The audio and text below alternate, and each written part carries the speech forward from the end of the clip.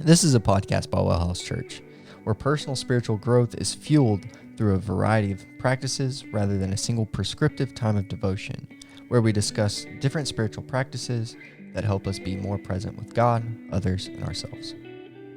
How's it going, practitioners? Dang, that was high. Like a mouse.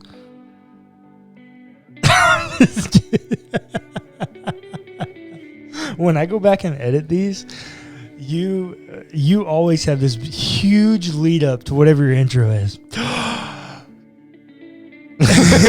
Every time. I always gotta let why Clayton I do that? breathe in so that I can cut it off. And You know why I do that? Why? Because literally like a month ago, you were like, our intros aren't big enough. I said there. And I'm like, Yeah. I thought they were fine before. I mean, go listen to the Liturgist podcast, one of the greatest podcasts of all times, and they're like really slow coming in. Yeah, it's they're really real like, mellow. And Yeah. I'm like, I thought that was fine. Well, it's just we're not going for that kind of podcast. No, but I mean, this one was meant to be. I mean, I wrote the music for the intros, Well, and that's you true, specifically told me to write this one to be more chill, more mellow. Yeah, and I'm more like, ethereal. Yeah. yeah. No, that's true. I did. So now you're I getting don't know. mad. Don't get on me. Don't get on me. This is our least performing podcast. Yeah, a little bit. So I'm just trying to make it honestly, if you guys listen to this, you're the real ones. better. Yep, you are the real one. You're the real You're a true practitioner. Yeah. Okay. Well, we're doing another episode on prayer. And this one does involve prayer, but it also involves some other things as well. Or the lack of involvement in other things. Yeah, so that's the deal. We're talking about fasting. And fasting, I think, a lot of people miss this when they talk about it. But so we get fasting in a few different places in the Old Testament. You do get the occasion of the Daniel fast. Yeah. That seems, that's there, and I don't want to negate that because it is there. But that's also a really unique thing. Yeah. I struggle to even call it fasting because he prays 3 times a day. It's more, never mind. And he just chooses not to eat meat. Yeah. Because he wants to be different than the Babylonians. It's more abstinence than it is fasting. Correct. So, but I don't want to negate what he's doing there. It's fine by me, right? Like, Yeah, absolutely. to go in that way. 100%. But let me just say that the Catholics who kind of came up with this language call that abstinence, not fasting. correct. So The other thing that I would say is I almost feel like we've gotten a little bit too loose with the idea of fasting. I would also agree. Because I know a lot of people, right, we fasted for Lent. And once again, I wouldn't even really call it fasting. We just gave something up for Lent. Yeah. But it wasn't really fasting. But I know people who will say they will fast from coffee. Yeah. And just pray a little bit extra and call that fasting. Not really the same. And here's the deal. I don't want to negate what they're attempting to do. Absolutely not. It's still very admirable. Yes. It's still honoring to God to sacrifice anything for him as an act of worship. 100%. I just want it to be in its own category. I don't know that it's fasting. Fasting for me, and I think for most people, is the idea that you replace one thing with prayer. That's like when you see people fasting food, right? They replace meals with times of prayer. Yeah. So true fasting does two things. And I will say this is one where I'm much more okay with it is when people do like social media or technology fast, because it actually accomplishes a huge part of it in providing time for you, extra time for you to go pray. Yeah. Now here's the part where it fails. Outside the Daniel fast, most of the time we see people fasting, specifically when we see Jesus fasting for 40 days in the desert. Yeah. Fasting is putting you in a position where you say, God, if I don't hear from you, I'm literally going to die. Yeah. That your voice, your answer matters so much to me that I will die if I don't hear from you. Yeah. So it needs to accomplish two things. Fasting is about the urgency and sacrifice that comes with needing to hear a word from the Lord, as well as creating time and space for you to devote extra time to the Lord in order for you to get your answer. Yeah. So, what is fasting if you hadn't figured it out?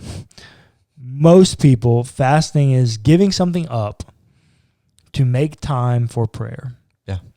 Now, the reason I say we've gotten a little bit too loose with fasting is because for a lot of people, they give something up and don't pray anymore. Well, you're kind of defeating the purpose. Yep. You're kind of defeating the purpose there. Because if you don't add prayer to it, it's just sacrifice. Yeah. It's not Which, prayer. again, extremely valid, something you need to do. Yeah, I'm not hindering that at all. It's just not fasting. Yeah. It's something else. We have to be very careful with the language there. Yep, I would agree. So, why is it important? Well, Jesus talks quite a bit about it. And Jesus actually goes so far as to say in one place in the New Testament that some things only come through prayer and fasting. Mm-hmm. So how literal do you read that? I'm not sure, but I do think it really taps into that when you're willing to give up your food, it kind of matters to you. And you've somehow reached a place where you're truly seeking God with your whole heart. Yeah. Because you're willing to give up your food, the thing that sustains you outside of the Lord, you're willing to give it up for the Lord. You know, and this is a valuable practice for everyone to do, but for my Enneagram 6s out there, extremely valuable practice for you. Because and this is one of those upstream practices that we talked about in our Enneagram series. Yep. You're literally giving up the thing that gives you life, right? And without this, you're probably having a lot of anxiety, like my body's not functioning the way that it's supposed to, right? And you're having to fully rely on God to make sure your body functions like it's supposed to. Yeah.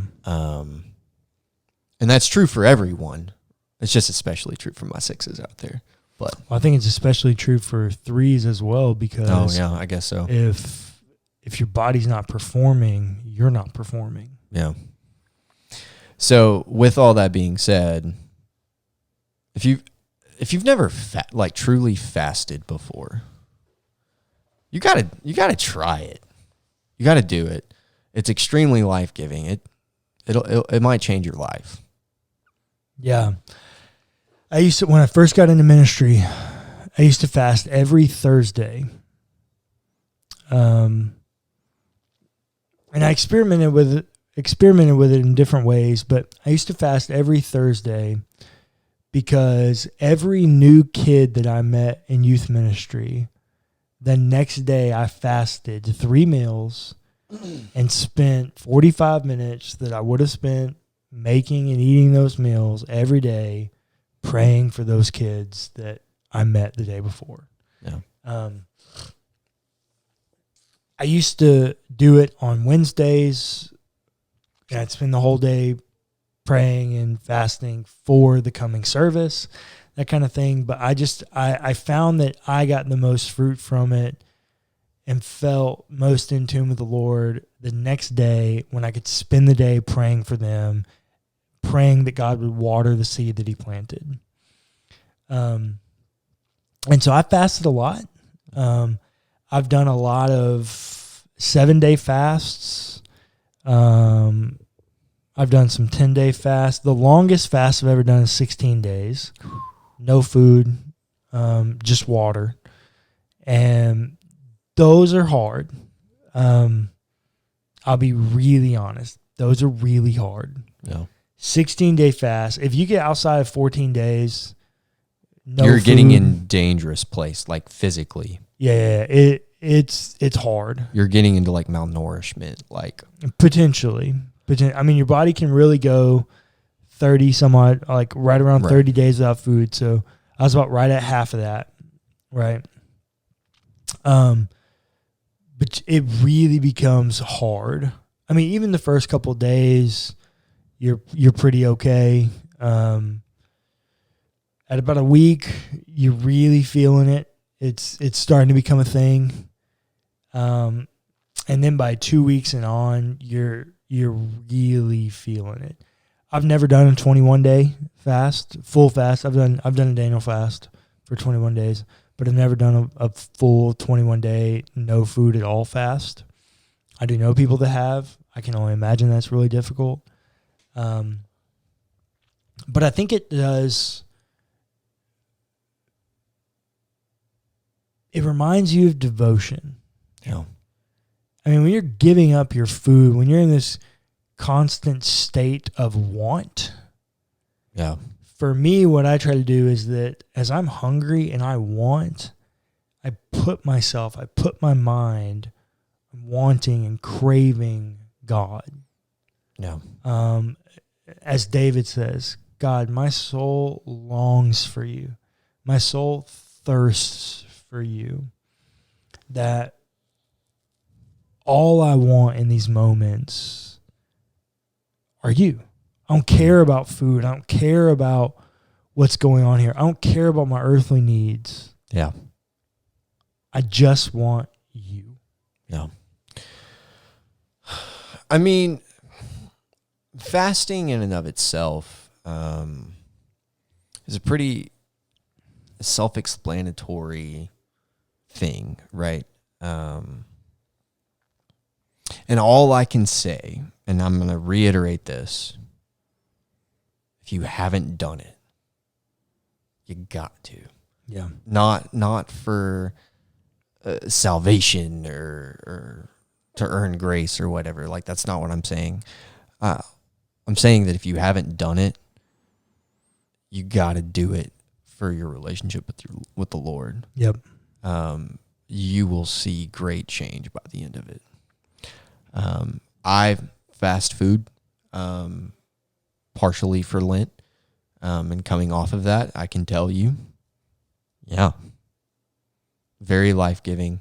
I experienced some things happen in my life that, and some restoration and some deliverance from some things, that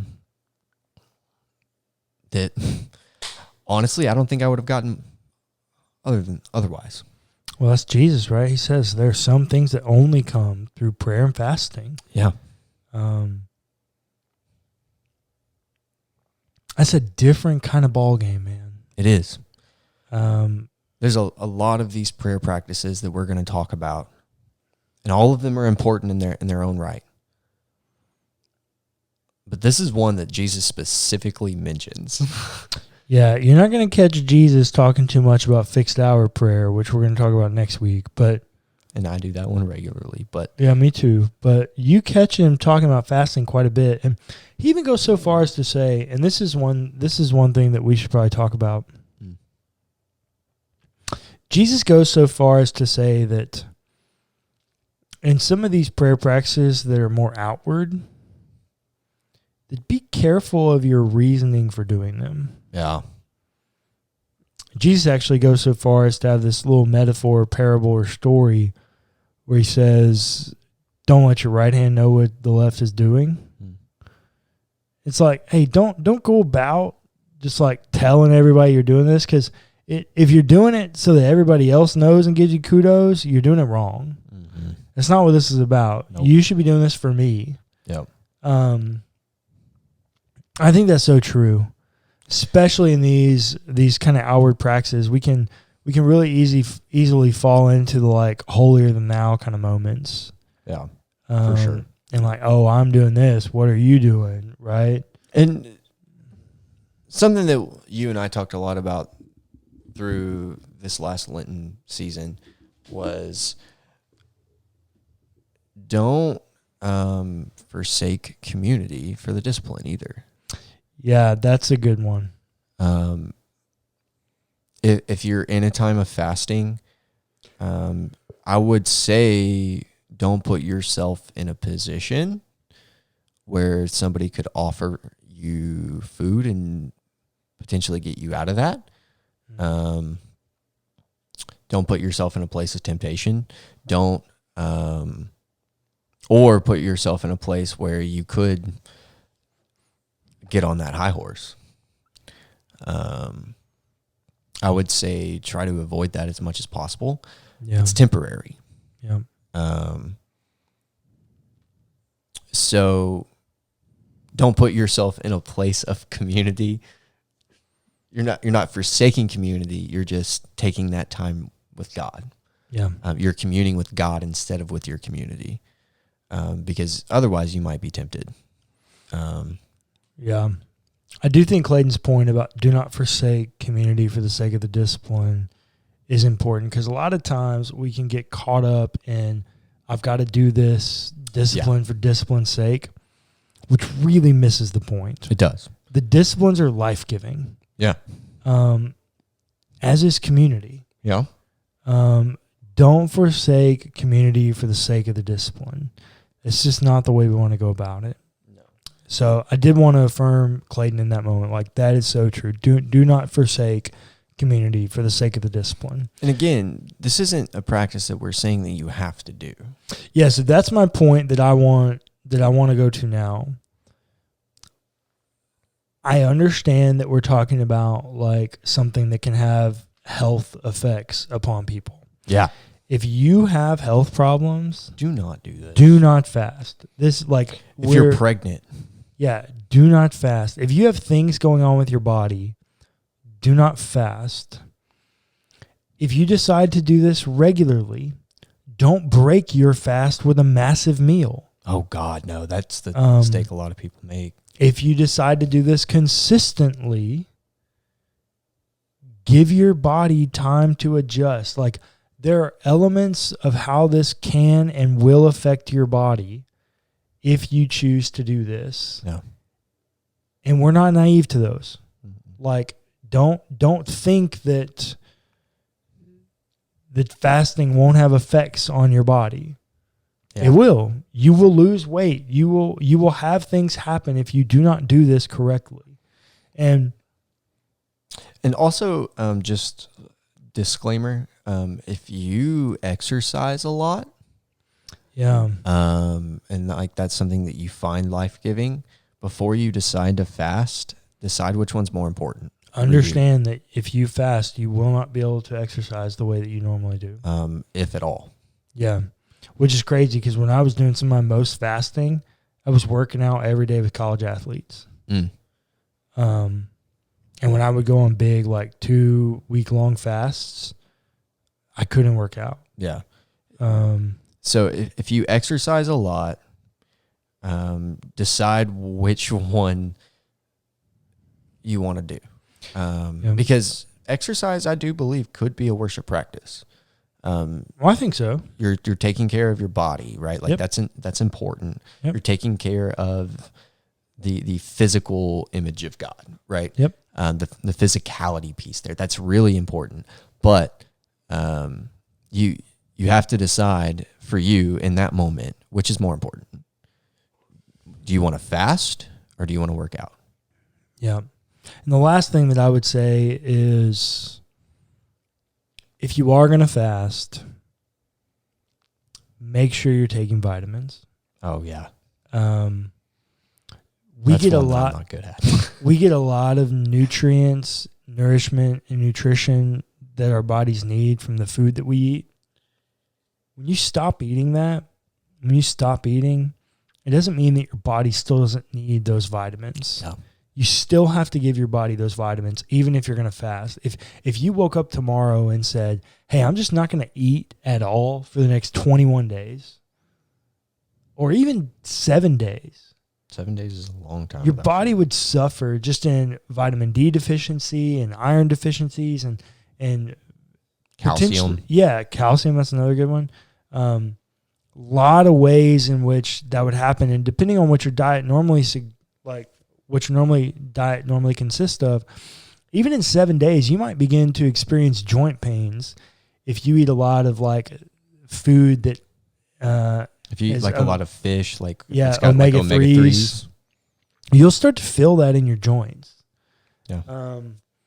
Changing your diet can have serious effects on your body, and I don't want to have this conversation without you being aware of that. Yeah. Like if you have pre-existing medical conditions, I would highly suggest you talk to your doctor before you embark upon doing a fast. And that could mean anything, right? I would even suggest that you talk to if you have like extreme depression or anxiety. Giving up food for that long, that may not be a good thing for you either. So consult professionals. It's a tough thing, and honestly, not everyone is not necessarily not built for it, but that not everyone can sustain that for long periods of time. Yep, I would agree with that. The final thing that I would want to say is, like in anything, start small. Yeah. If you're going to fast a meal. One meal. Yeah, one meal. Fast, dinner. Yeah, dinners. One night. Don't do breakfast because a lot of people don't eat breakfast anyways. Yeah. Do dinner because most dinner. people eat dinner. And just say, hey, I'm not going to eat anything after 6 o'clock. Yeah. Do that and roll with it and give it a shot. And then after you've got that down, say, okay, maybe I'm going to try 2 meals and then a day and then 2 days and 5 days. And you go about or you do 1 meal for 5 days, one meal per day for 5 days. Get creative with it, figure out how it works, but start small. Don't jump all the way into this and think that, what you're doing is admirable. It is, but we still need to be smart with our bodies. Our bodies are there, and our bodies tell us things that we need because we need them. So we can't just forsake what our body's telling us and what our doctors are telling us and those kinds of things for the sake of the discipline. The discipline there is to give us life, not to take away our life.